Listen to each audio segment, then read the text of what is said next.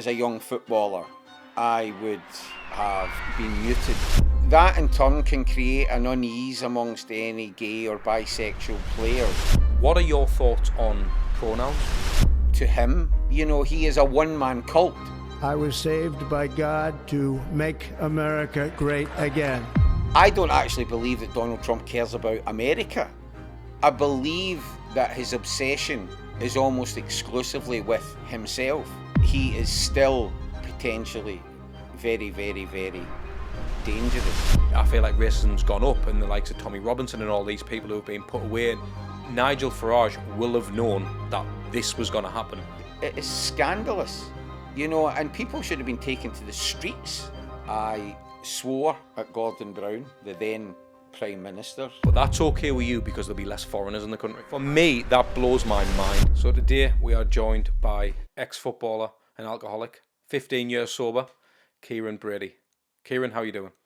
I'm very well. Thank you, Adil, and thank you very much for asking me to appear on your increasingly popular show. But very well, thank you. First question I wanted to open up this podcast episode with is the football referee who has been in the press a lot at the moment. Was it the fact that he was gay and he was covering it up with drugs and alcohol and suppressing other things? Was it the case that he may have been fighting something mentally? What do you know about that case? Well, at this moment, I wouldn't know a great deal more than what has entered the public domain over the course of the last 4 to 8 weeks. It's a particularly sad situation, and David Coote would not be the first person within the culture of celebrity who has voluntarily, if you like, put his sexuality into the public domain in the aftermath of adverse publicity. And that might sound somewhat cynical or critical, but unless you know what he's been going through, and of course, in light of his acknowledgement publicly that he is gay, I would wholeheartedly concur with a lot of the points that he's raised about the pressures both at a social level, but also what may exist more uniquely within the world of professional football. Do you think that's something that's tackled more efficiently now than what it was when you played football? Yes, it certainly is, but then again, that wouldn't be difficult because the challenges around homophobia, for example, when I was playing were non-existent. When I was playing football, it was illegal for gay people to get married.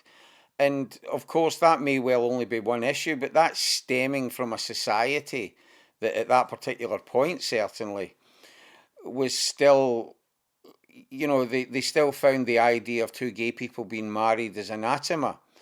Now, we've made great strides, but unfortunately within football, and when you look at different elements to the issue of homophobia, there aren't enough efforts made around certain aspects of it. It's one thing to say, if you're a football club, that you are opposed to homophobic chanting within a stadium.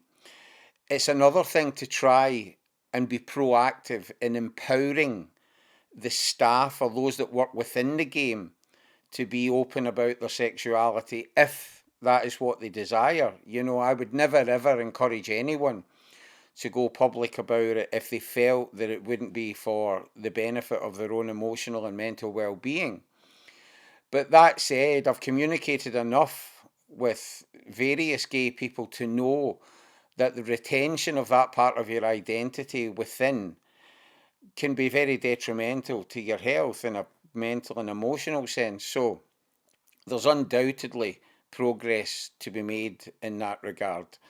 And you would like to think that that football collectively, but also with the clubs as individual employers, can take their equality responsibilities very, very seriously and try to ensure that a duty of care is being adhered to with respect to their employees.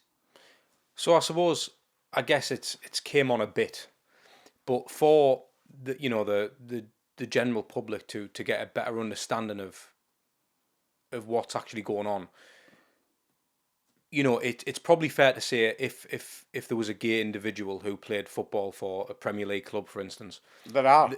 so there's probably it's probably understood that people, or they are particularly felt that they should just shut up and not Yeah. mention that for the longevity of their career, of Absolutely. whatever that may be.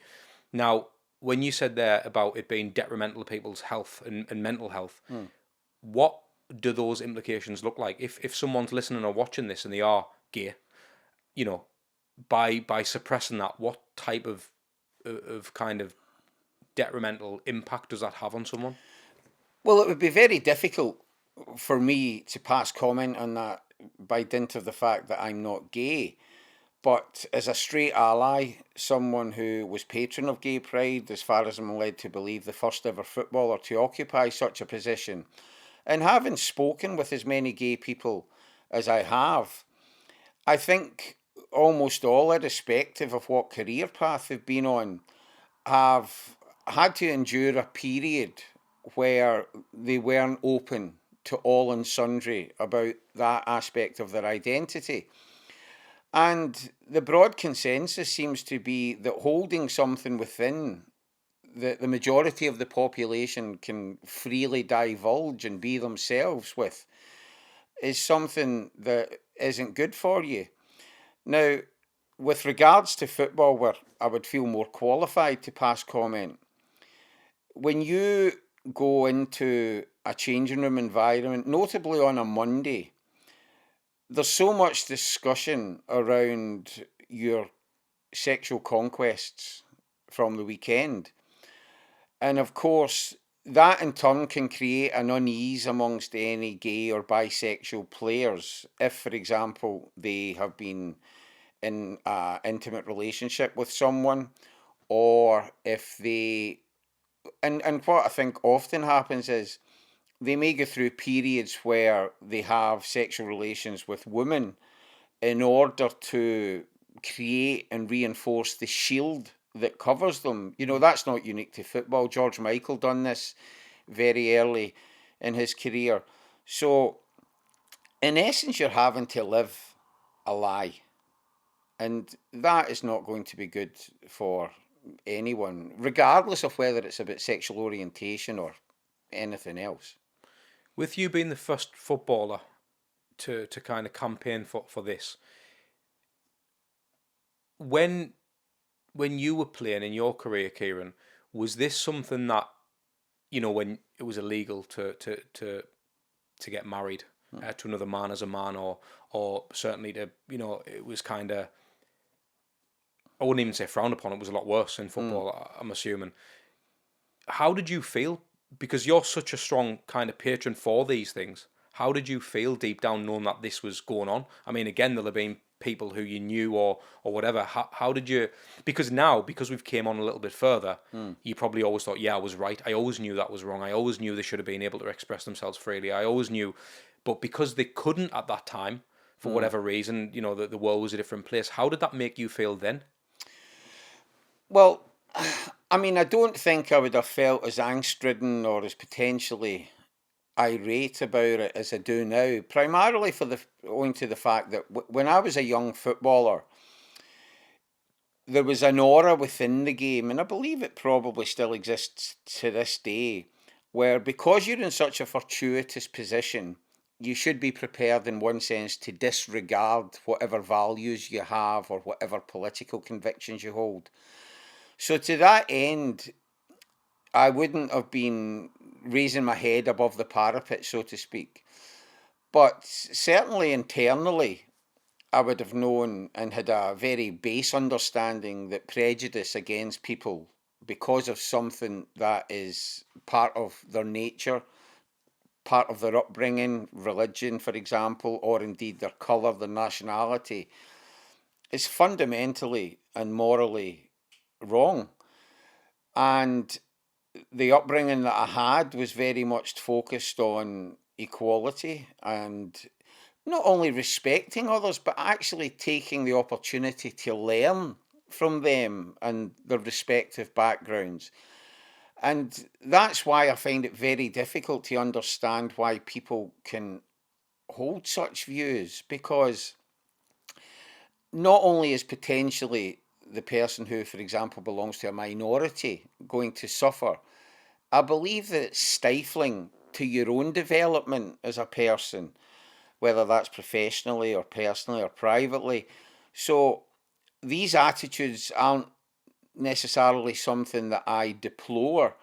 There's something that I find very difficult to understand why people see benefits in having.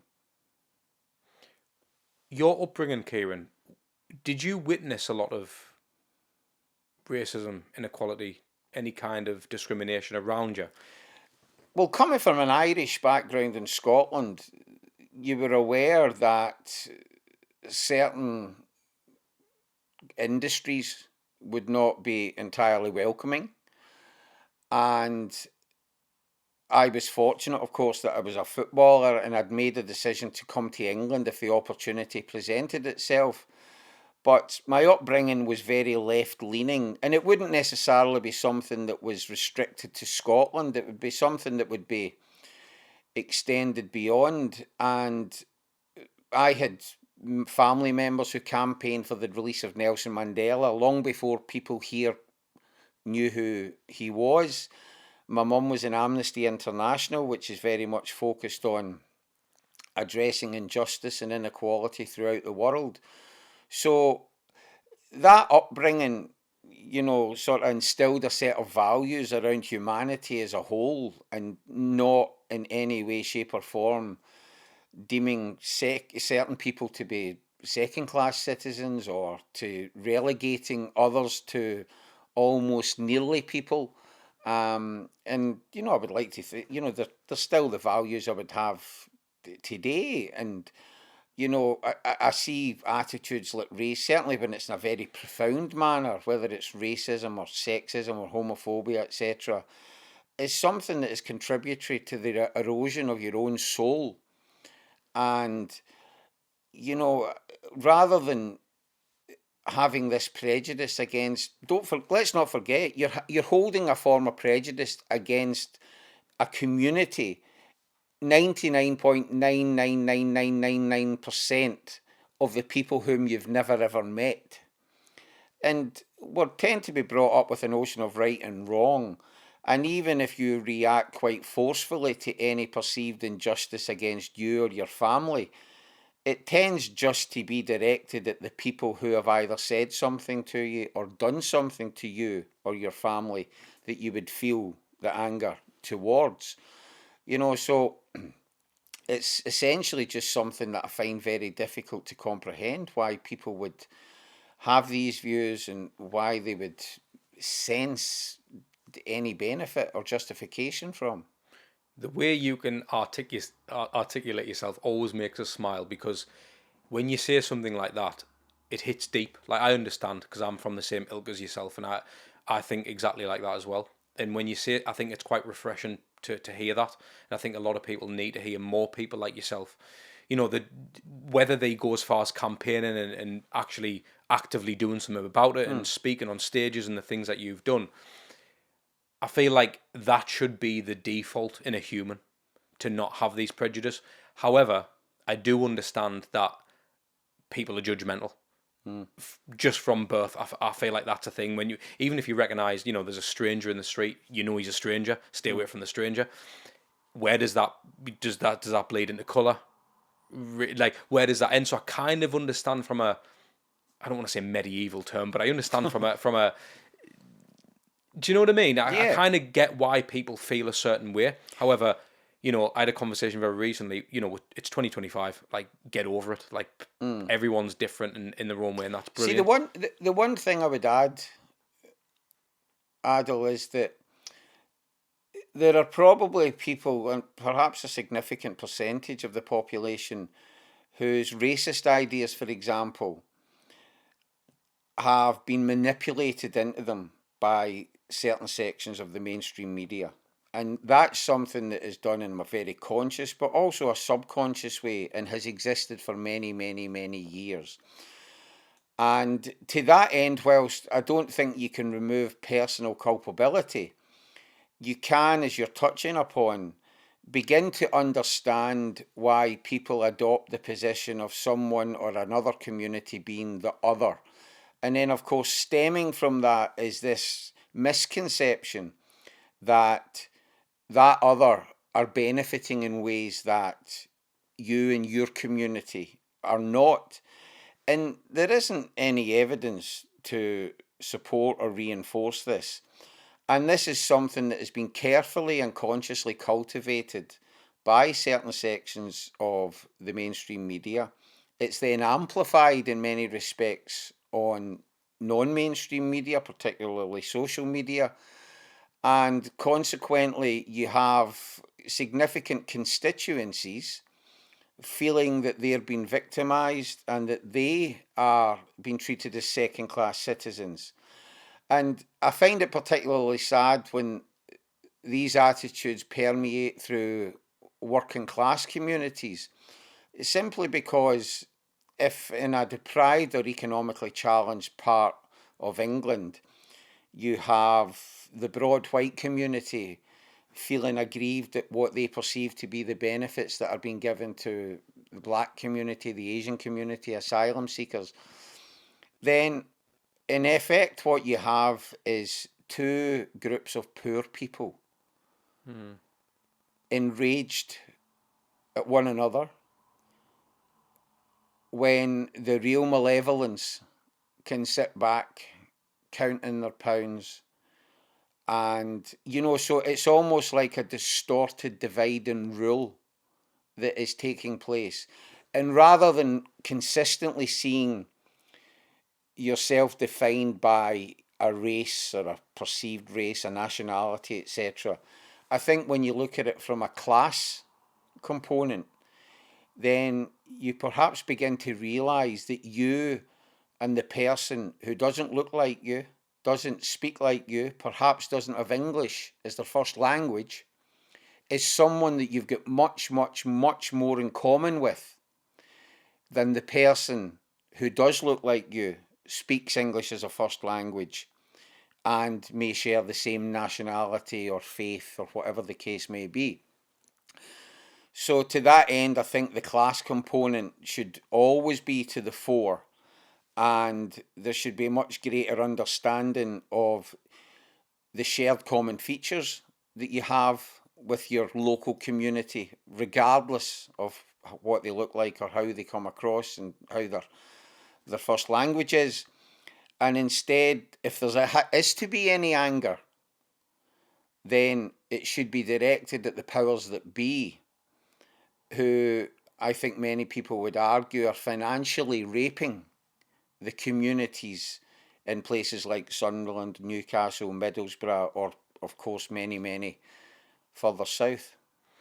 The thing is, the term like othering people, where does that end? Because you talk about class there, you go as far as America, and they don't really have class in terms of, they're probably not even familiar with the word posh.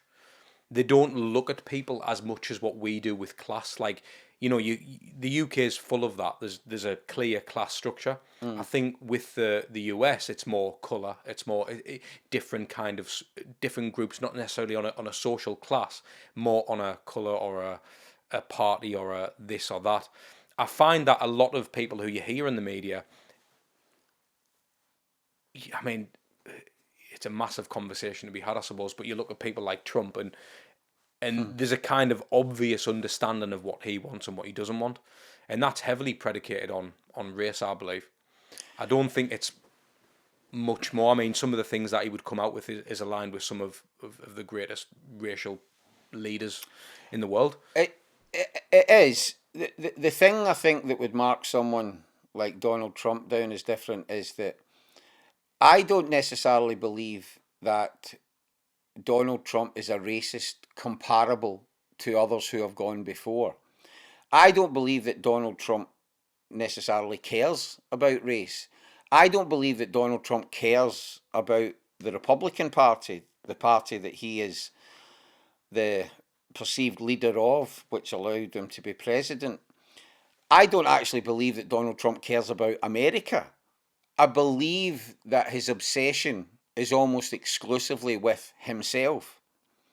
And you only have to look at his recent selections to be in prominent political positions to support him to understand that integrity is not something that he values in others.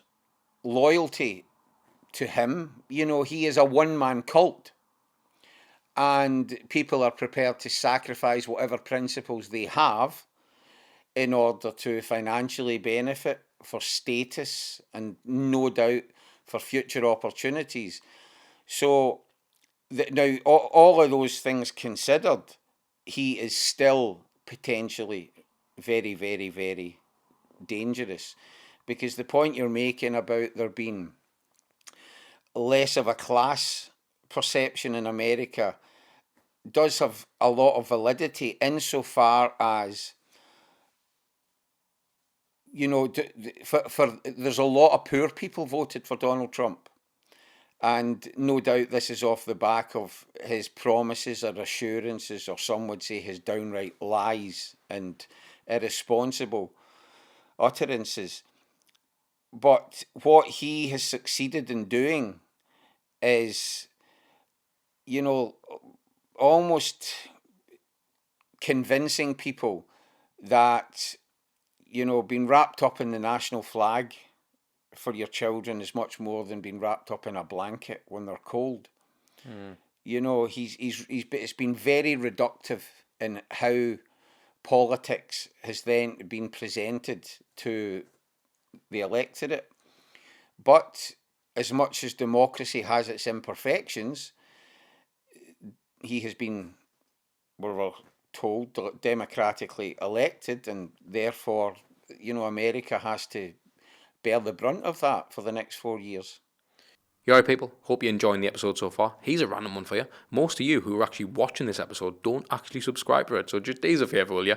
Can you click the like button, hit the notification bell so you don't miss another episode, hit subscribe, all that good stuff, because we go up and down the country to try and bring you the best show possible. We're not messing around here, so please just show some love, will you? Kieron, do you think prejudice is based off of lack of education? Yes, certainly in part. We're in a post-colonial period in this country, and I think it's fair to say that that particular period of history is largely absent within the curriculum. And to that end, you could argue that mainstream media fill the void and use terms which don't really bear any reflection to reality. But I think that a lack of education in a basic sense, and I don't like to refer to people as being uneducated in a pejorative manner, because you only know what you know, but of course at times different people will pursue furthering their own development in different ways. But unfortunately, and as much as I would disavow the notion of race, and there's a lot of scientific evidence to support the idea that race simply doesn't exist, that human beings haven't evolved or been around long enough for it to exist. But of course, stemming from the perception of it, racism has arisen. And, I think that the lack of education, perhaps the lack of communication and dialogue with people from different parts of the world, or who look nothing like you and may have different cultural values, can no doubt present problems. But I think you have to allow, any person in any walk of life to do something that you find objectionable before you would react towards that individual or that particular person. The notion of othering, quite often based on the assumption that the person is from this part of the world, or is this colour, or practices a certain faith. So, once you've transcended that into like from a personal animosity into trying to apportion collective responsibility. And a lot of that's to do with the lack of recognition of diversity within any community.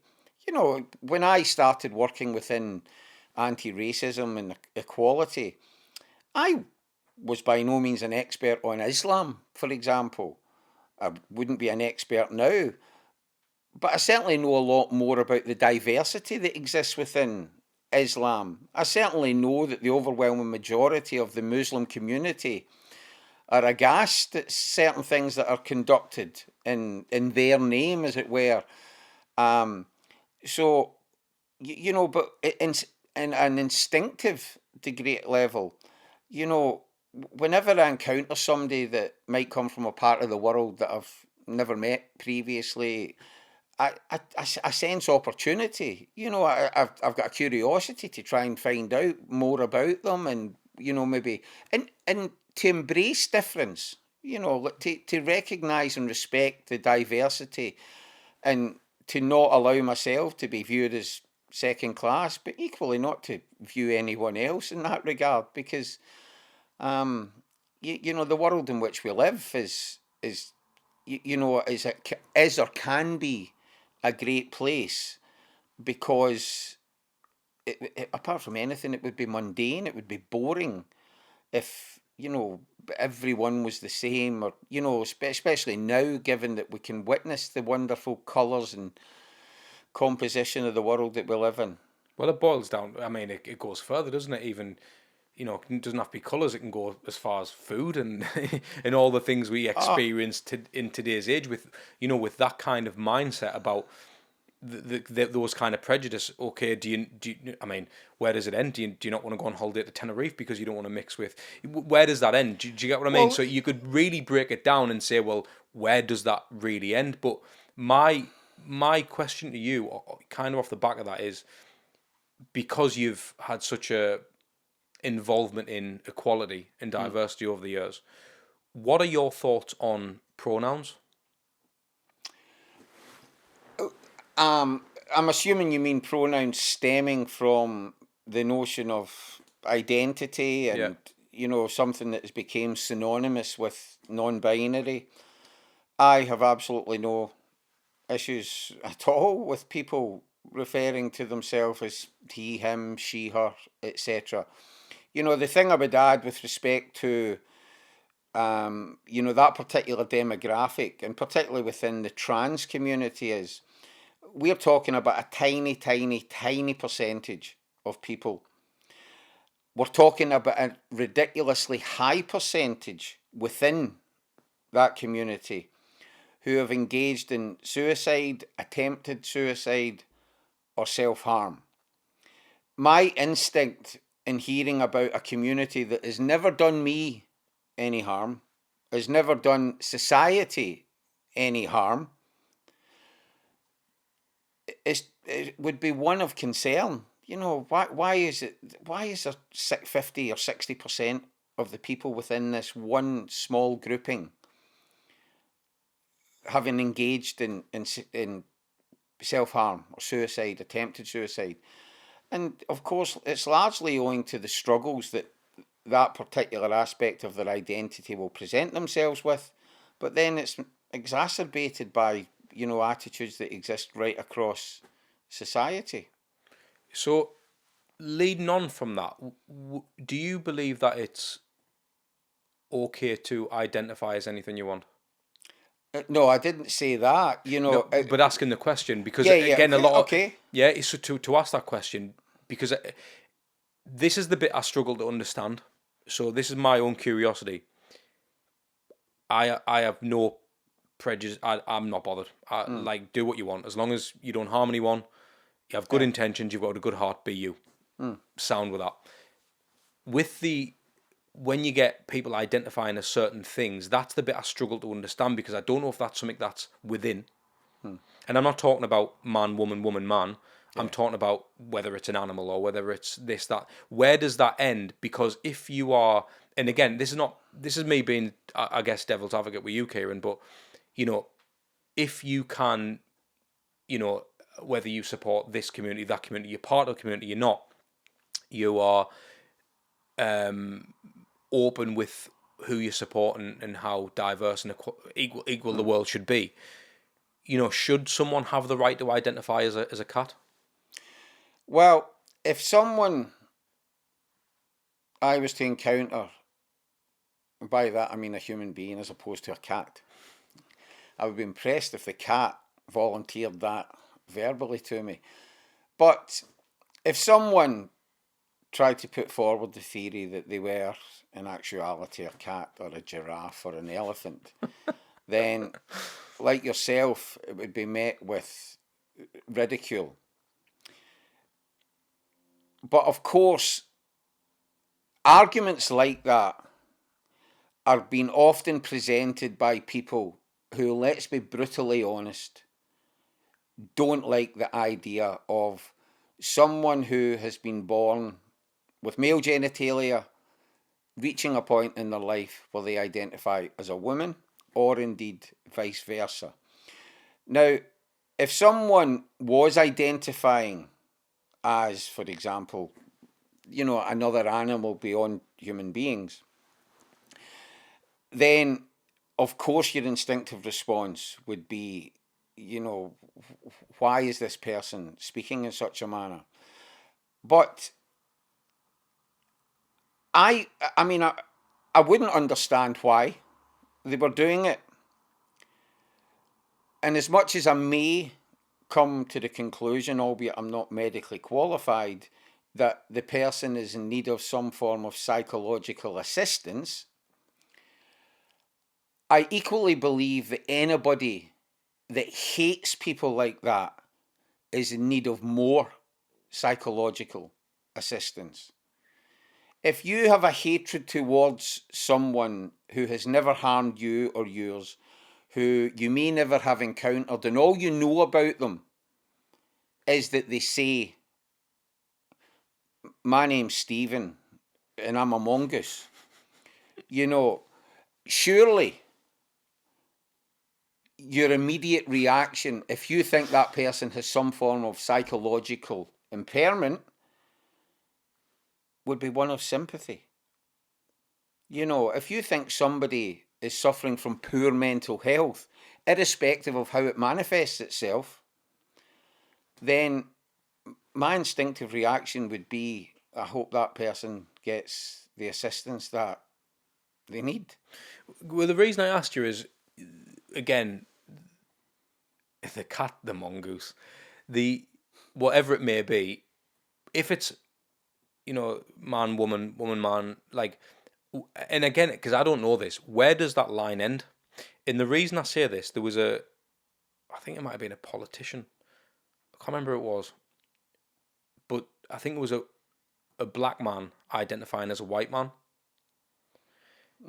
And then that's when I started to think, where, if that's how they identify, but how does that end?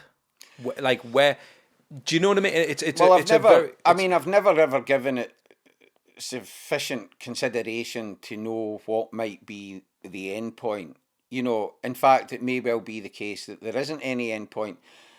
But the answer that I gave a few moments ago, I believe, would still be valid to that particular point.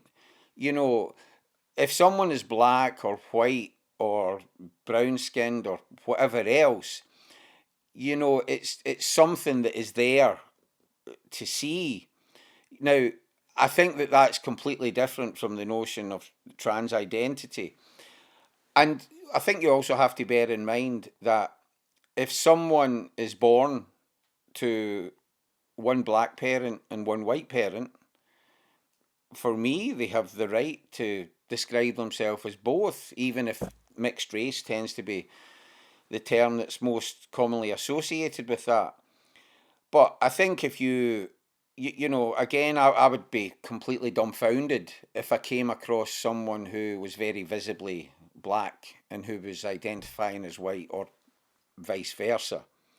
I would, if time allowed and the person was inclined to answer any queries you had about it, then I would certainly be inclined to ask, where is this come from, that sort of thing. But ultimately, as much as it might spark bewilderment or consequent curiosity, I would have to wonder about anybody who looks upon issues such as that as being the thing that enrages them the most, particularly within northern and working class communities, when the very things that would irritate or enrage me are beyond how one person identifies. They're there in the failing public amenities. They're there in the lack of funding that's been given to, try and bolster a lot of communities, a lot of town and city centres that are, very visibly declining. I think when I mentioned about and again, it's not good to say lack of education or poorly educated or whatever, or uneducated. It's not a term I really like to use either. But that argument in itself about the black-white thing and identifying, and the reason I brought that up is I know that within the last 50 years, have you heard of the 1/16th rule?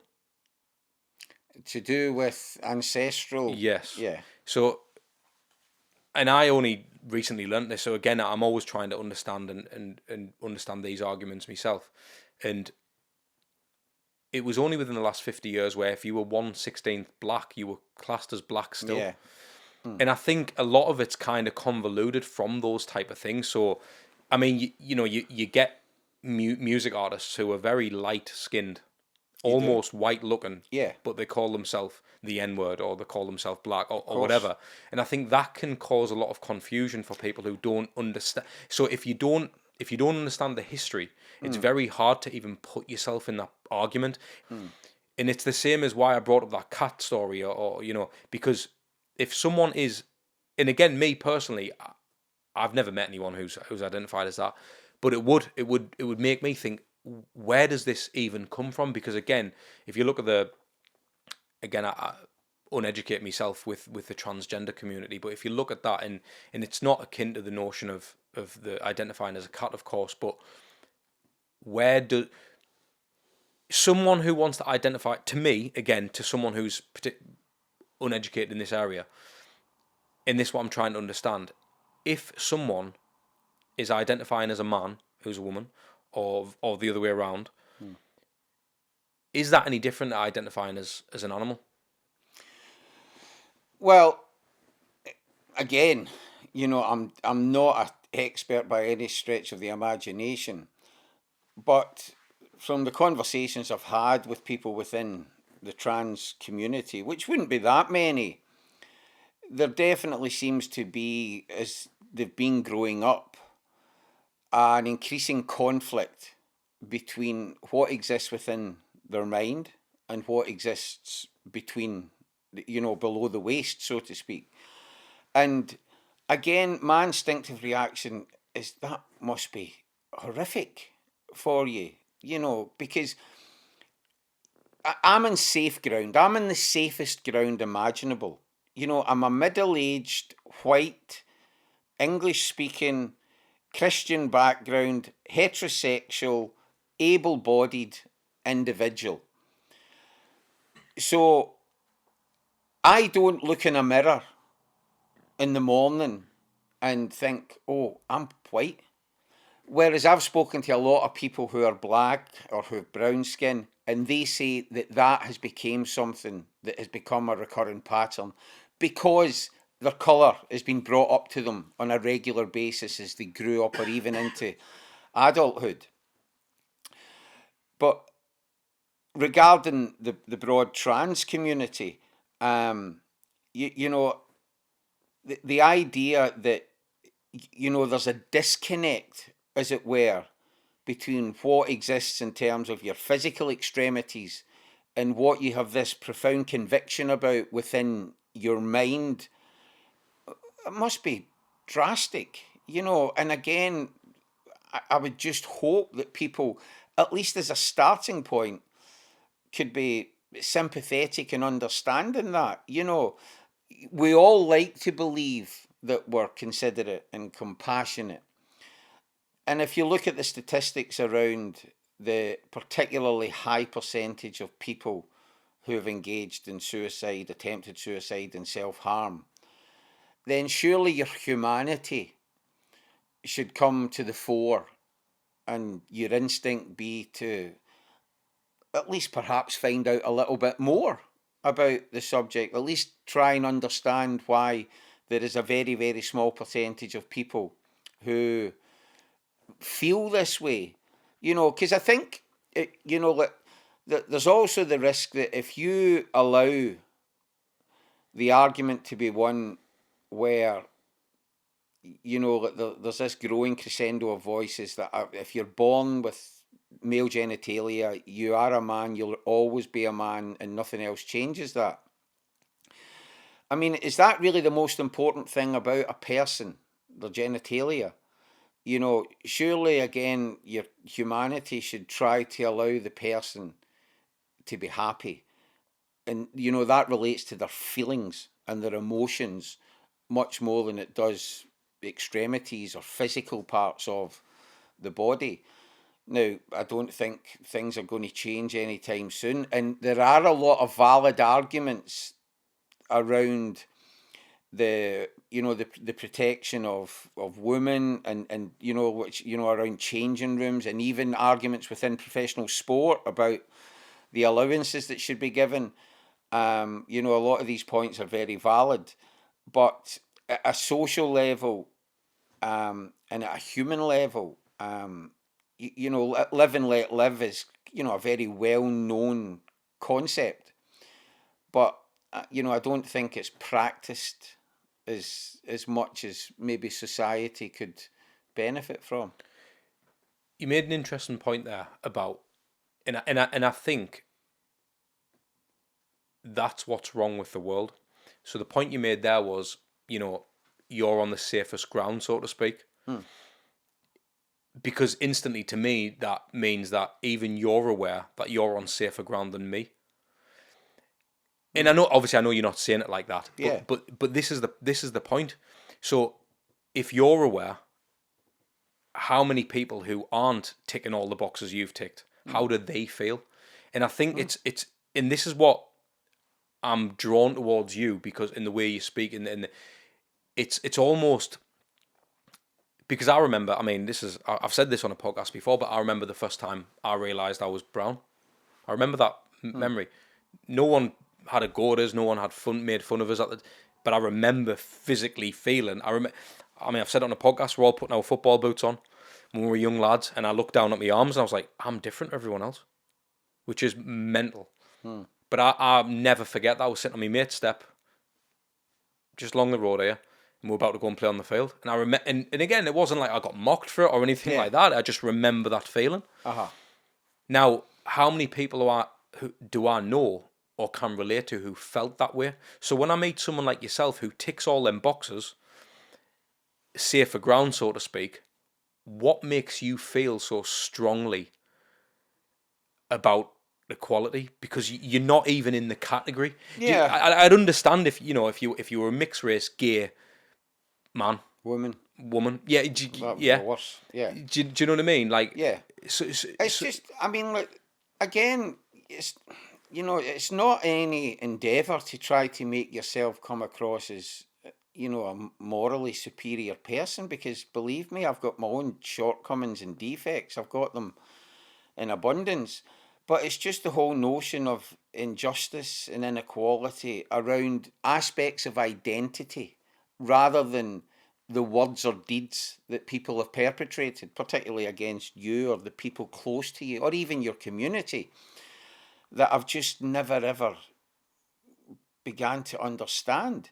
And yes, in many respects I am on safe ground, or I'm probably on the safest ground, because I don't even think I added in perhaps the biggest thing. I'm a man, right? And whether it's within this culture or country or further afield, the demographic that has suffered the most is women. And there's so many aspects of it that we just simply don't even think of. So, just the notion of like certain forms of like, injustice, I just around like, the prejudices and discrimination, are just at a very base level are very, very difficult to make sense of.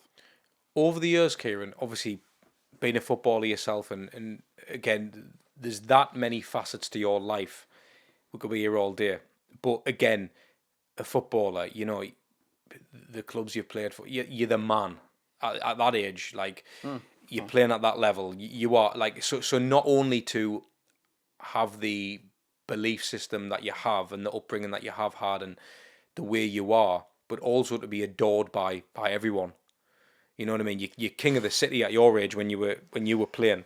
And even when I watch, and I've watched plenty of old footage of you playing, and you were unbelievable. You were unbelievable. Thank you. And when you see that, it's almost like, how do you contain? Because in that, as a footballer, because of everything that goes on, and especially when we're talking about all this equality and stuff, you've almost got to contain it even more to keep your career alive. Is that right? You do. I mean, professional football certainly was, and I imagine still is, an environment where the notion of occupational hazard is very much on the surface. So if you are a strong character, if you do have political views that would go against the grain, then you're disinclined from espousing them simply because you may feel it's detrimental to your career prospects, either within that club or your employer or what may lie further ahead. But I suppose as you get older, and certainly once you're out with that particular line of work, you feel more comfortable in yourself, you feel more confident in your convictions, you might be able to articulate them in a better way. So, for the most part, as a young footballer, I would have been muted, at times where I may instinctively have felt I should respond or react. I mean, I once went into training when I was about 17 or 18, and at the time Nelson Mandela was in jail, and the African National Congress were outlawed in this country by the then Thatcher government. And I went into training wearing a t-shirt it was a green t-shirt with a yellow silhouette of a man with a spear, and it says African National Congress. So I was wearing the t-shirt of this outlawed organisation in South Africa as a very small, almost tokenistic way of showing my support for the anti-apartheid movement and for Nelson Mandela and his organisation. And some of my teammates, took a dislike to, why I was wearing it, and, and I didn't feel any reservation about doing that particular thing. And, the irony was that 25 years later, Sunderland Football Club were sponsored by the Nelson Mandela Foundation. So I suppose a quarter of a century later, you felt that the vindication of your teenage political convictions had came true. So there should be scope, because someone is a footballer, they still have rights and responsibilities, and at times you'll see footballers on social media commenting on issues that go beyond the parameters of their chosen field. And why shouldn't they? It doesn't matter whether it's Gary Lineker or Matthew Le Tissier, who have very conflicting and contrasting views. I'm only using them two as an example. But I think that social media in that regard has probably been beneficial because, footballers spend their life in this bubble where even when they're not playing or they're not training, when they encounter people, quite often the only thing the person wants to speak to the footballer about is football. So in the comfort of a bedroom or their living room on an evening when they have their mobile phone for company, they may feel much more secure in offering an opinion on this political issue or this social matter. But at times I just felt that I was going to say this or I was going to do that, and obviously that's what transpired in that particular day. But the thing is, when you feel more secure offering those opinions, that's when people get the most dangerous as well. Well, of course. I mean, it is. I think if you're railing against any form of injustice or inequality, there's always the potential that it's going to bring you into some form of disagreement or debate with those that don't share your views.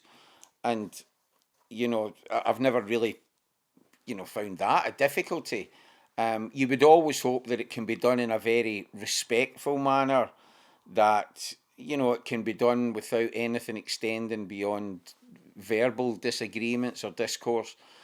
But sadly, I think society at large is almost at the mercy of irresponsible interests that are coming from people, who are largely behind the scenes and who are, pursuing their own avaricious pursuits. And, ultimately then the people that do tend to suffer are the people within, the more working class and deprived communities. I mean, you only have to go back to the,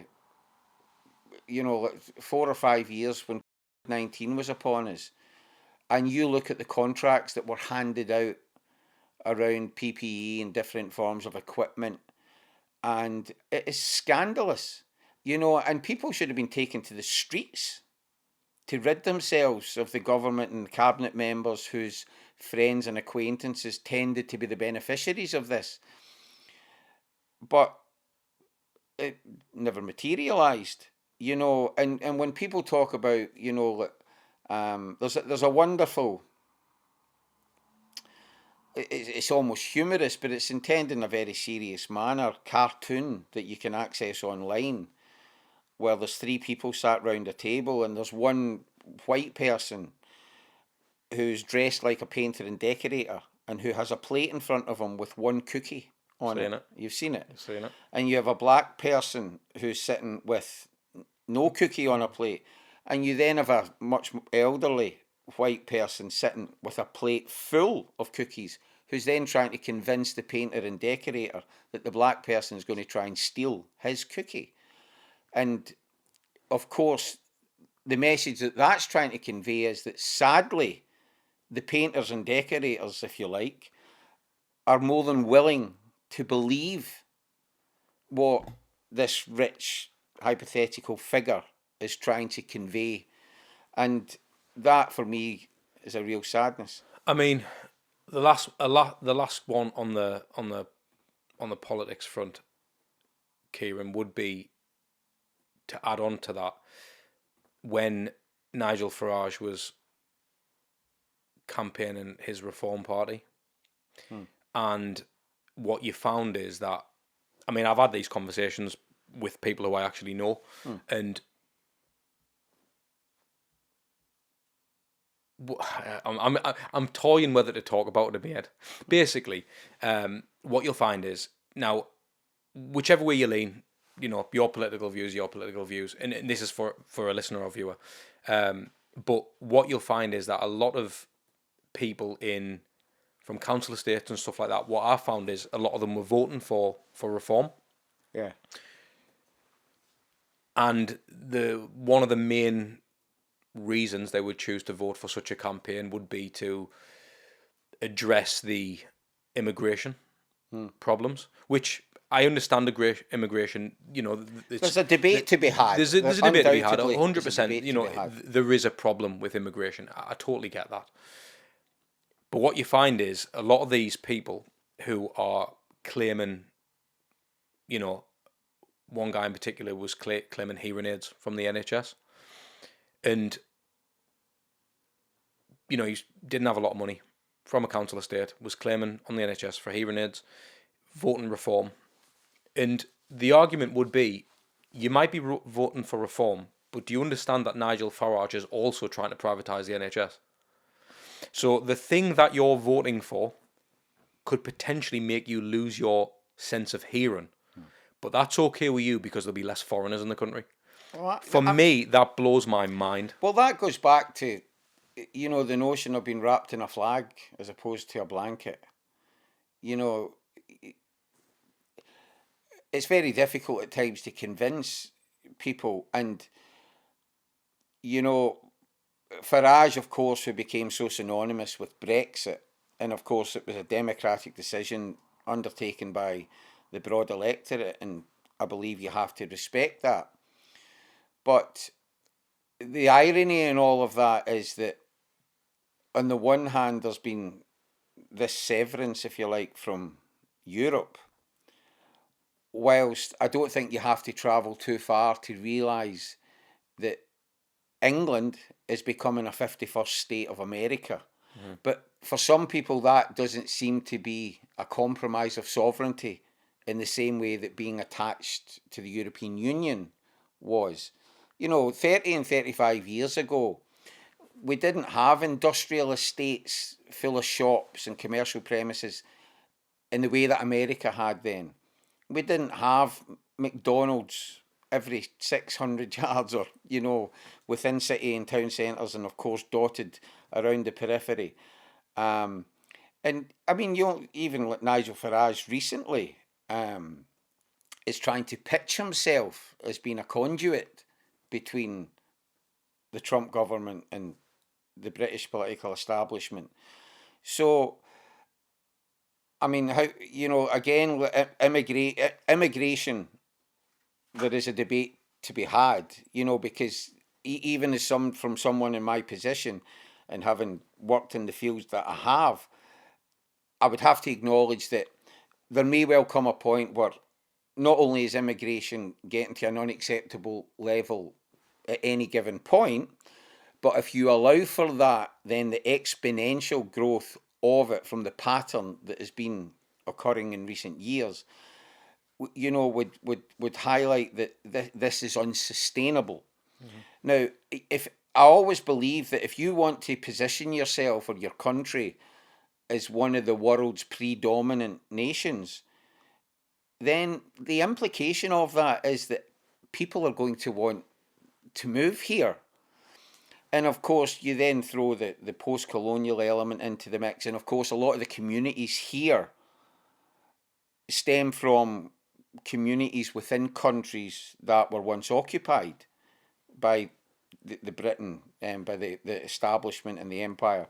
So, and I've seen, I think, Trevor Noah, the comedian, saying, of all nations on earth, the one nation that it's risible to speak about having an opposition to immigration, it's here now. He was doing it in a very comedic manner, but I would still be of the view that immigration, whether it's this country or elsewhere, has the ability to be of huge social benefit and personal development.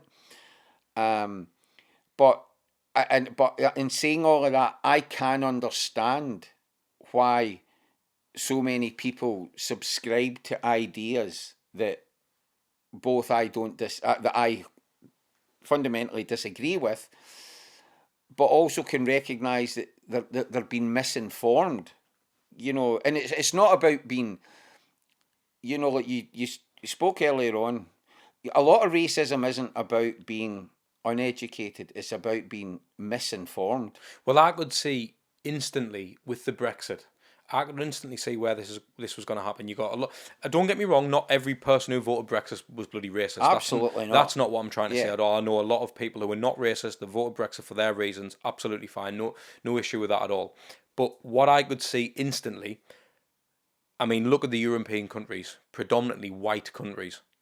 So once we cut off supplies to them, that workforce has to be replaced somewhere else. Yeah. So what do you see now? More black people in England since Brexit. So ultimately, the ones who are racist and chose Brexit have literally brought more black people to the country. Yeah. So again, if this is why it's very dangerous to not have a level of understanding politically, because if you don't understand, or even historically, because what I'm trying to get at is people need to just do the research even a little bit to understand that, yes, I mean, ultimately, regardless whether it's European or not, I would make the argument that if someone was racist, they would rather, if they were racist towards black people, they would rather white people than black people in the country.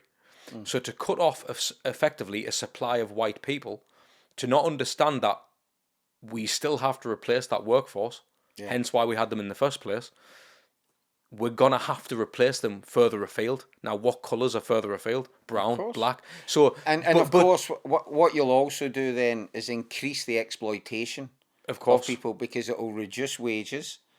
And then you find that in turn leads to certain sections of the population saying they're taking our jobs, not always conscious that the hourly rate that they're working for is something that 99% of the people who are born and brought up here simply wouldn't entertain. And then it becomes relative, of course, and at times people might be working because they're sending money back to a family in parts of Europe or Africa or Asia, wherever. And it's sad that a small minority can sit in the background, some of whom do have a public profile, many of whom do not, and reap all the rewards from social division that exists between, people who might come from different parts of the world, or, might be different colours. And you would love to think that there could be a much greater awareness socially that, even thinking of things logically, if people are prepared to go on small, unsafe, unstable boats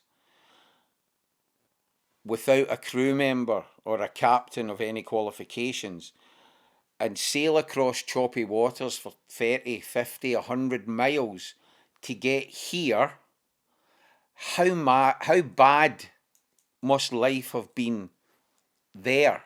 And if you think of it logically, and I appreciate it might not be applicable in every single case, and of course you have to factor in human smugglers and the benefits that they enjoy.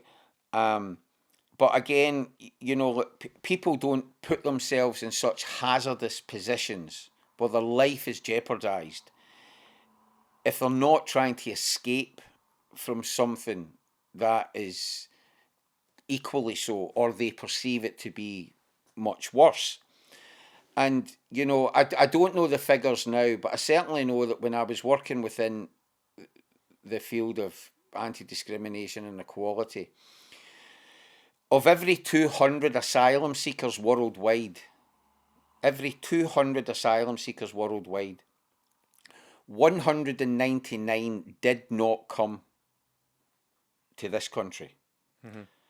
Now, that figure alone would perhaps startle people, because when you look at the terminology that's used within certain sections of the press, and by press I mean the right-wing press, infestation, invasion, influx, all of these phrases and terminology that is designed to shock, to create concern, to bring social consternation and division, and yet it doesn't really, or certainly didn't then, bear any resemblance to actual reality. And the concern, I think, at this moment in time is that lying, telling the most blatant, brazen lies within the political sphere is something that has become increasingly acceptable. Now, we all know that politicians have a penchant for lying and have done for many, many, many years, or at times been diplomatic or quite adept at spinning the truth, at telling you a truth but not telling you the whole and nothing but. But I think now when you look at Donald Trump, for example, I mean, he has taken it to a whole new level, and yet he largely seems unaccountable for it. And, as children growing up, irrespective of what country or culture or colour you hail from, I think almost every single responsible parent or guardian tries to instill in you the importance of telling the truth, and certainly telling the truth when to do otherwise would risk self-preservation. So, that's the sort of example, if you like, that's been set. And even earlier today, he was called out in a press conference, and the journalist says that what he was saying was demonstrably false. And it was just very easy for him to almost, ridicule and rubbish the point that was being made. And before you knew it, they were on then to the next question. And you just, you wonder, I mean, in the last 10 years, the American electorate has endorsed Donald Trump on 2 different occasions in their millions. And lo and behold, when in 2016, when we're looking at Donald Trump and you're thinking, how has the American electorate endorsed this person to the point that they're about to occupy the most powerful position in the world? And, it's almost as if the British electorate sort of say, well, hold on a minute, we'll top that, we'll give you Boris, And before you know it, I think for a short period, either side of the Atlantic, you had these blonde twins, and you think, how is this? You're kind of thinking,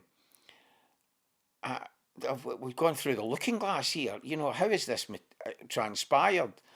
And it seems to be that there is a almost tacit acceptance within the broad population that, well, the politicians, they lie, they're selfish, they're self-serving, they're egotistical. It's just accepted, isn't it? Largely, yes. I mean, I've just had Matt Fidesz on the podcast recently, and he's pretty much best friends with Nigel Farage. And, he believes that Andrew Tate is going to be Prime Minister within the next few years. And I believe that as well, because I feel like the country is that. People believe anything right now, and anything is truly possible. I mean, if we go back to the Brexit scenario there, I mean, Nigel Farage will have known that this was going to happen by cutting off the rest of Europe. It's got, as we said, the workforce is going to be replaced with effectively black people. He'll have known this was going to happen, and that's why now there's so much rage in the country. And I feel like racism's gone up, and the likes of Tommy Robinson and all these people who have been put away, and it's almost, I can just see it as it's just planned. It's just planned. However, how do you? Of course, Nigel Farage will have known this had to be the outcome. Of course, what did he think it was going to be replaced by?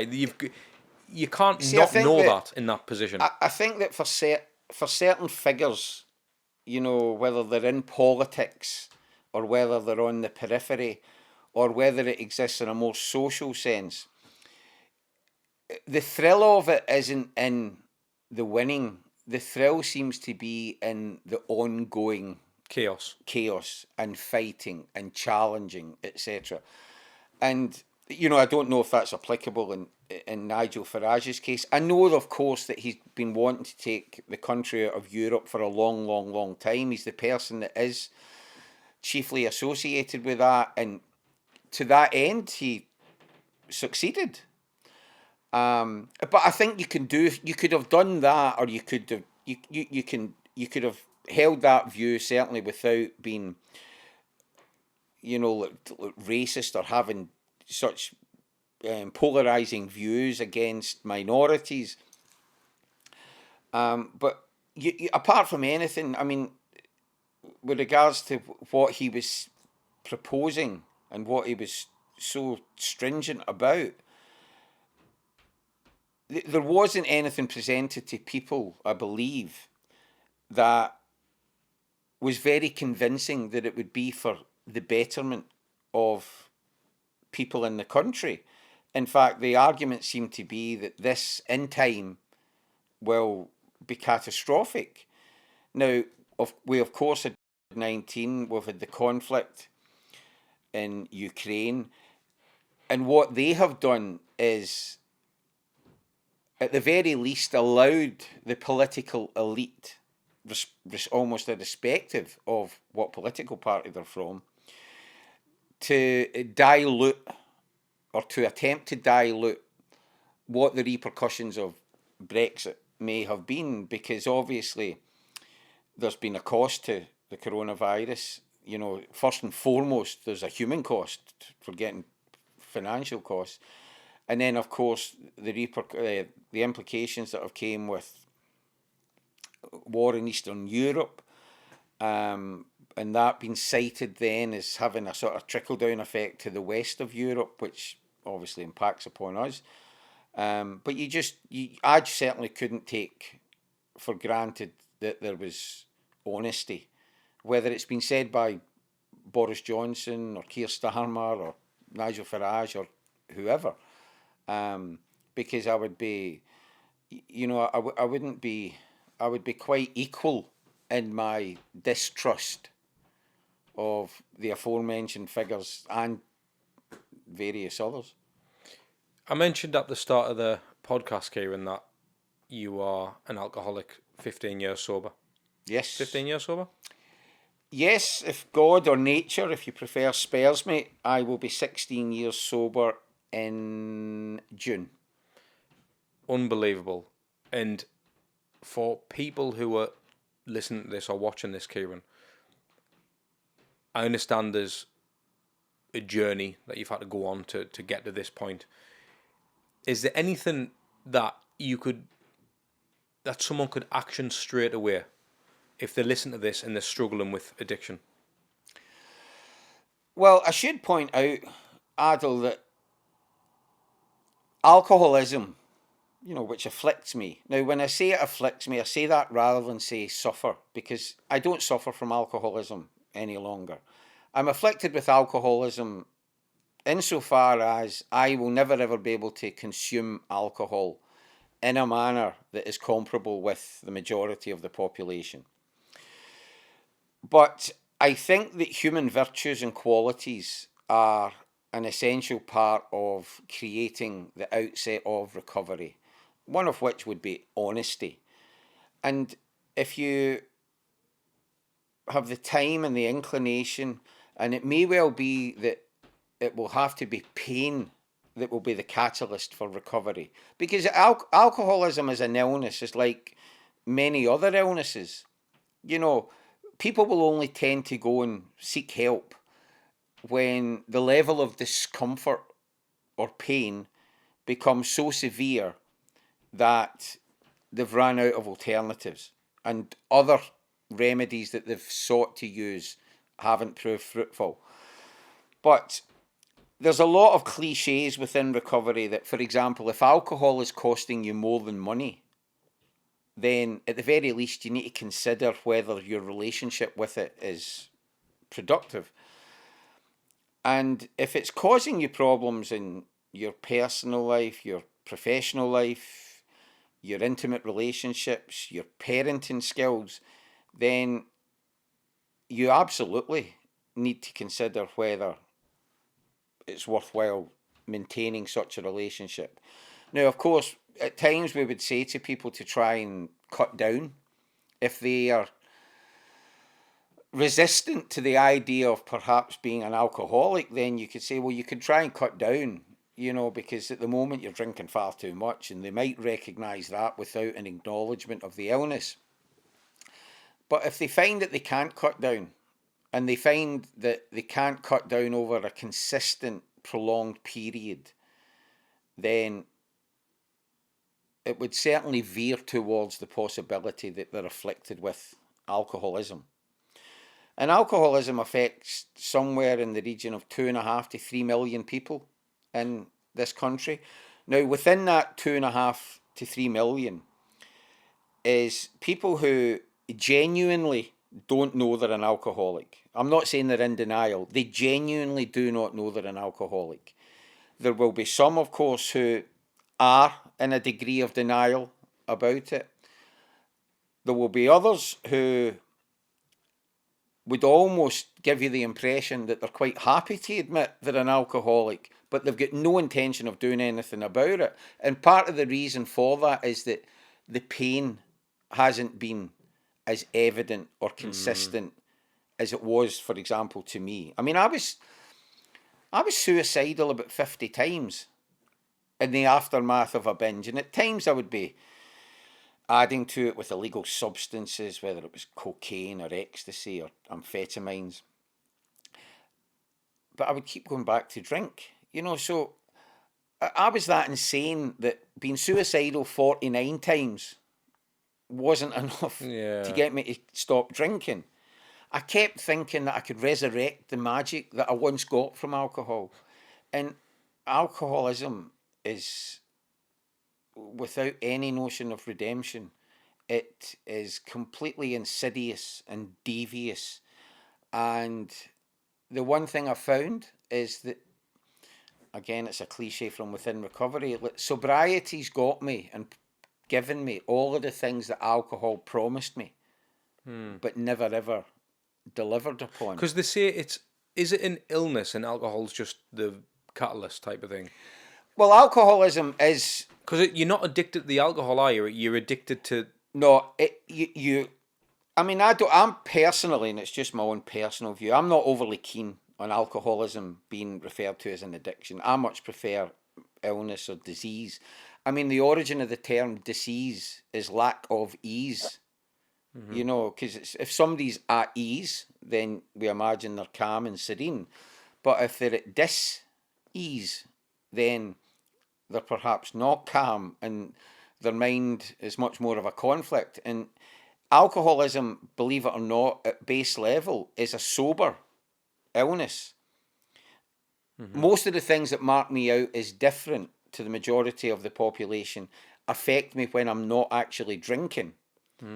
Because once I start drinking, a lot of people who aren't alcoholics would probably keep up with me and go drink for a long time. They might not go day for day, because the following morning, when they were waking up to take their children to school, to go to work, to go out for the morning with their wife or their husband or whoever it may be, I'm down these stairs and I would be away to the off licence, away to the pub, at 7 o'clock in the morning, because my body and mind is absolutely screaming it needs alcohol.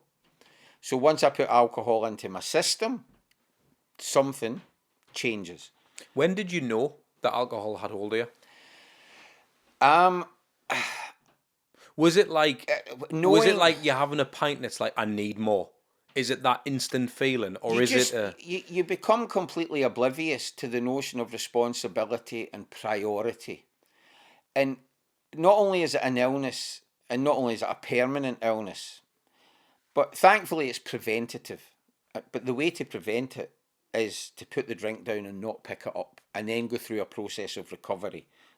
Putting the drink down and not doing anything else will result in a pretty chaotic life up here, because alcoholism is much, much more than alcohol. But regarding when I was coming to terms with the fact that I had a problem, I suppose there would have been little windows of opportunity along the way where I would have had enough clarity to think, well, there's certain consequences happening when I drink now that hadn't happened before, and they tend to be becoming increasingly serious. So if you're losing your license, and if you're losing jobs, and if you're losing, relationships, then, you really need to think, well, hold on a minute, is this didn't used to happen. But isn't that just one acting like an idiot? Does that necessarily mean that you need a drink? Once I put alcohol into my system, if I put alcohol into my system now, almost 16 years without a drink, within a very, very, very short period of time, I would be back to how I was.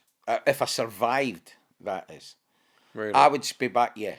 Absolutely no Even doubt. one drink. Yeah, one drink. Even one sip. But you still know what you know now. Yeah, but I know what you're saying, yeah, and it's a perfectly valid point. However, something will change. Something changes. You know, I don't understand the entirety of the mind's complexities, but I went off it often enough for a long period. Right, okay. And I then entertained the idea that one would not hurt. If you don't know by now, I run a business called The Content PT. I create content for influencers, PTs, online coaches and fitness brands all around the world. So if you are someone who's in need for sexy content for your social media, or you really want to maintain a competitive edge in your industry, drop me a DM on Instagram. One's too many and 100's not enough. Yeah.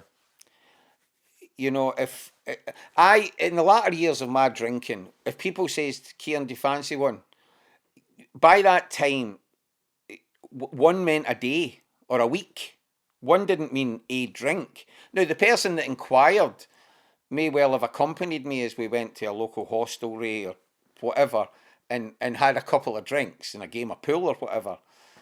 But he would then make his way home and get on with his life and his responsibilities, whereas I just could not do that. You know, and once I'd started drinking, once I had alcohol in my system, all bets were off. Nobody mattered. Nothing mattered. The only thing that mattered was I need another drink. Did people like being around you, like in the drinking culture? Because ideally, if you want to go for a few beers, if your mate, I don't want to say an alcoholic, but if your mate loves a drink, he's the ideal person because you know that regardless, he's going to be drinking all night. Well, yeah, but that's only in the context of a night out. Now, at times it might be difficult to distinguish who might be an alcoholic on a lad's night out, because quite often a lot of them will overindulge, and that's part of our culture. It is a broad social acceptance. But a number of years ago, I went on a stag weekend to Amsterdam with a group of friends from Glasgow. And at the end, or towards the end of the stag weekend, several of them remarked to me that my drinking was way out of control. And years later, I thought to myself, if you're on a stag weekend in Amsterdam with a group of guys from Glasgow and they tell you you're drinking too much, you're probably drinking too much. Because when you think of all of those ingredients for alcohol consumption, it's almost like a perfect storm. You know, Glaswegians are very renowned for their appetite for alcohol. You throw in Amsterdam and a stag weekend to the mix, some people might deduce that you can't drink too much in such an environment. And yet, this was people I grew up with in a moment of concern, expressing their opinion that my relationship with alcohol was off the charts and, you know, potentially dangerous. And they were right. You speak about your days of alcohol consumption almost like the fond memories, though. Well, there's nothing wrong with that. You know, I had some wonderful times with alcohol, and within but nearly 50 suicide attempts or... No, there wasn't. No, there was no suicide attempt. Sorry if I said that earlier. I apologise. It was suicidal ideation. Right. Okay. And a number of occasions, a lot of occasions. But that was all. I mean, when you say ideation, do you just mean you thought about it? Yeah, I was in that much pain because of what a binge does to people. When you say that thought, but was it? I'm not bothered if I don't wake up, or actually, No. I might do this. Yeah, it was much more the latter. Okay. Yeah, you know, I mean, I think a large section of the population, especially when you look at mental health figures, you don't need to be an alcoholic or suffering from substance abuse to go through periods where you entertain the idea that I don't care if I wake up tomorrow morning. That's something that sadly will be impacting countless people, regardless of whether they consume alcohol or take drugs or not. It was much more the latter. At times I would be almost in my own mind playing little games of Risk, which, really don't make any sense, but it was just how distorted my thinking was at the time. There was there's a lack of self-worth comes from being an alcoholic, because the longer you're in that particular madness, you care less about personal hygiene and cleanliness and things like that. And so on the odd occasion when you might chance upon yourself in the mirror, you don't particularly like what's looking back. You don't attach any value to it. So that, along with the almost organic implications that comes with drinking consistently every waking hour for a fortnight and taking drugs along with it, is going to make you feel particularly low. But I suppose what helped me was that I didn't suffer from feelings of helplessness or hopelessness. And I do think that that's something that can be contributory, tragically, to people attempting to take their own life or actually taking it, because I never ever felt that tomorrow won't be better or next week, but I did realise that I couldn't do this on my own. And if someone's an alcoholic and they think they're going to resolve the illness and the issues themselves, they're dreaming. They really are. You're up against something that is, almost unseen, magical, mystical powers, and how it affects people like me, or how it affected me. Thankfully it doesn't now. But it's just, wonderfully beneficial to be, one of the lucky ones that got sober, because there's a lot don't. You have a bit of a famous story about Downing Street, don't you? Oh, God, yeah. I need to know. So for the listeners of viewers, obviously being an alcoholic, Yeah. when you were, what famously happened at Downing Street? I don't know if I would describe it as famously, infamously, perhaps. Although thankfully it never reached the. I mean, I don't know how media. many other ex-footballers have experienced this. I and a number of others had been invited to 10 Downing Street to receive an award for the work that we'd been involved in around challenging prejudice and discrimination. And this was almost 17 years ago, and it coincided with my descent further and further into alcoholism. But at that particular point, I hadn't had an alcoholic drink for about 6 weeks. And that's another point that I would like to raise on the subject. People do tend to think, well, you've not had a drink for 6 weeks. You can't be an alcoholic. And that's nonsensical. You can go off it for a year. Or in my case, I'm off it nearly 16 years. I'm still an alcoholic. But at that point, I would be on a binge for a week, and then I would go off it for 6 weeks, and then I would be on a binge for 5 days, and I would cause mayhem, and I would think, oh, I need to stop, and I would go off it for a month. And when I was stopping, I was telling myself I'm never going to drink again. But I had no idea what I was up against, no concept whatsoever. But as we made our way from Durham to King's Cross on the train, I'd assured my colleagues that I wasn't going to drink. And I believed myself I wasn't going to drink. But alcoholism is very good at emerging in a series of different thoughts, all of which are designed to get you to pick up the first drink. And by the time we reached London, my alcoholic voice was very, very good at convincing me that here you are, Kieron. You're in one of the world's most decorated political residences. You're about to be celebrated by the great and the good of the footballing fraternity as well as the political elite. If anyone deserves a drink, it's you. So I complied with the thought, and we went to a pub quite close to 10 Downing Street. And in an hour or an hour and 15 minutes, I think the people I was with had perhaps 2, maybe 3 pints. I'd maybe 5 or 6.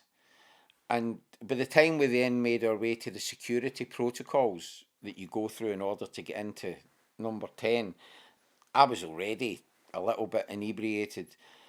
And because it was a gloriously hot summer's day, they decided to have the award ceremony in the back garden instead of in one of the function suites. But they also had a free bar. And I conducted an interview before I received my award, and on all accounts I conducted myself very well. But all the while I was taking advantage of this free bar, and eventually it got to the stage where I was no longer slightly inebriated. I swore at Gordon Brown, the then Prime Minister, which I shouldn't have done, although I wasn't a fan and not a fan of New Labour. I then caused a security breach because I wanted to leave Downing Street, and I left my bag unattended. So, and then I made my way later back to our hotel, and my colleagues and my boss were mortified at my conduct, understandably so. I've since made amends for embarrassing them. And I woke up at 7 o'clock, approximately 7 o'clock the following morning, and the only thing I could think of was I need a drink. And I went down to a local general dealer's or off licence that was just opposite her hotel, which was next to Wembley Stadium. And I got 4 cans of Stella Artois. And I went and sat in a public park and started drinking my cans of Stella. This is 7:30 in the morning. And a lot of people walked by me, and I've got no doubt some would have been contemptuous. Others might have been more sympathetic. But I don't believe there would have been any one of them who could have guessed that 12 hours before that, I was in the back garden of number 10 Downing Street wearing a 3-piece suit, shirt and tie, conducting interviews. And that in many ways illustrates the rise and the fall that can impact upon many, many alcoholics. Okay, they might not all be getting drunk in Downing Street, but the majority of alcoholics that I know are clever. In fact, maybe they've sometimes been too clever because they perhaps felt that their intellect would be sufficient to resolve their issues. And of course, it doesn't work like that. And I think for anybody that's watching and listening, and I would always want to labour the point that the alcoholic who's attempted to get better, they're not a bad person trying to become good. They're a sick person trying to get better. But part of our own recovery has to be a recognition that within this illness, our behaviour does have an adverse effect on other people. Alcoholism is wonderfully adept at creating collateral damage. So for example, I was the only alcoholic in my house, but I wasn't the only person suffering as a result of alcoholism, because it's very good at permeating out and reverberating into the lives of other people. And sadly, the people that tend to suffer the most are your nearest and dearest. The ones that are clinging on to the hope that they might get their dad back or their mum back or whoever. And I feel wonderfully blessed that I've had phone calls in the last 10 years, 12 years of people who are crying, expressing their gratitude to me for giving them their son back or their daughter back. I mean, that, if playing football was great and thousands of people chanting your name is amazing, but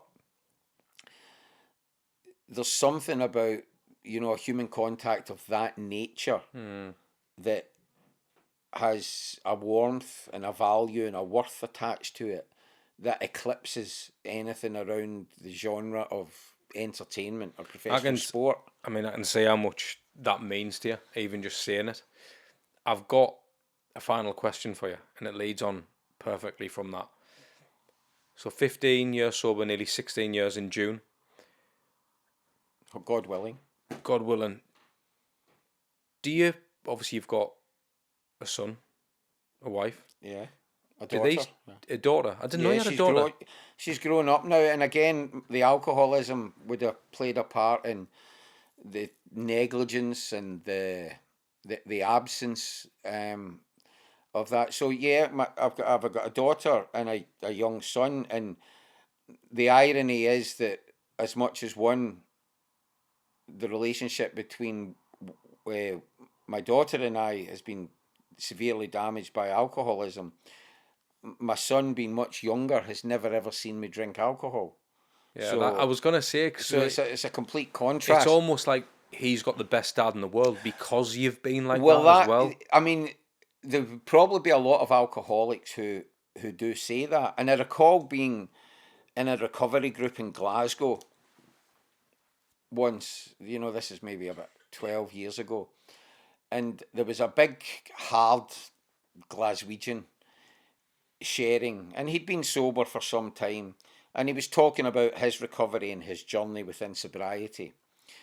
And he had children who were perhaps 9 or 10 or 11, and he said that he knew his sobriety was going well when his children started to be cheeky to him again. Because it must have been the case that when he had alcohol in his system, his children were absolutely terrified of him. And, I know that there's a demographic, Adil, that, that you work with. I know that within the fitness industry, within combat sports and the gym environment and all of those things. And I just wanted to take the opportunity to say that the hardest community to reach that I've experienced in helping people to recover are what people might regard of as hard men. They do tend to be the constituency that measures masculinity by the retention of feelings, not divulging your fears, your vulnerabilities, etc. And I've sadly had to go to funerals of people who were bouncers and boxers.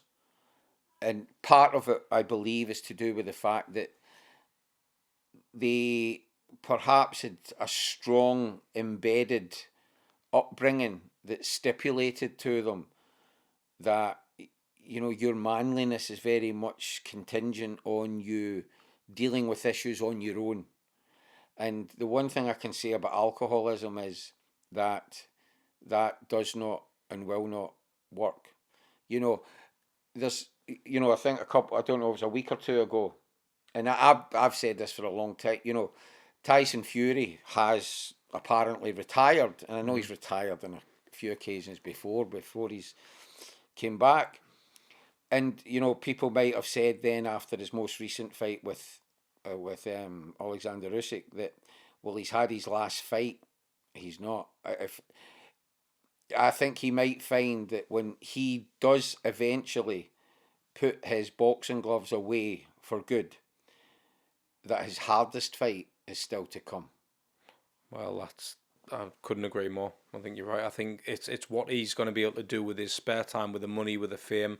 Obviously, he's had problems in the past with certain things, and he likes a drink as well. He calls himself, he made what we think of as the first cardinal mistake, and that is when you call yourself an ex-alcoholic. Either he is an alcoholic or he wasn't one to begin with. He might have drank like one for periods. I mean, but, you know, you go to Tenerife for a week and you'll see plenty of people that do that. Go on a stag weekend to Amsterdam or a night out in Sunderland or Newcastle or wherever, and you'll see people that have the hallmarks, but there's a world of difference between the display of symptoms and actually suffering from the illness. So, just getting back to your wife and son and daughter, do they still worry about you now? No, they wouldn't be. I mean, my son would never have worried about me because he's never seen me drinking. He knows I'm an alcoholic. He knows I'm in recovery. He knows I've been sober for a long time, and he knows that I go and help people. And to that end, now my wife, who sort of has straddled both, if you like, you know, because she's seen me at my worst. You know, I'm sure she did have her concerns because she'd heard me say on countless occasions, I'll never ever drink again. I'm sorry for what's happened. You know, and so did previous partners. But I think the experience for most partners or children is that once a certain time frame has elapsed, they become more confident that this time is for good. You know, that this time things have changed and this time things have altered for the better. So she wouldn't have any concerns in that regard. You know, she'll still castigate me for my other shortcomings and my character defects, you know, which there are plenty, but she wouldn't have any worries about me drinking. Kieron Brady, thank you so much for coming on, mate. What an unbelievable conversation. Thank you very much. Thank you, mate. So if you've enjoyed this conversation and you like things like this, make sure you click up there and watch this episode.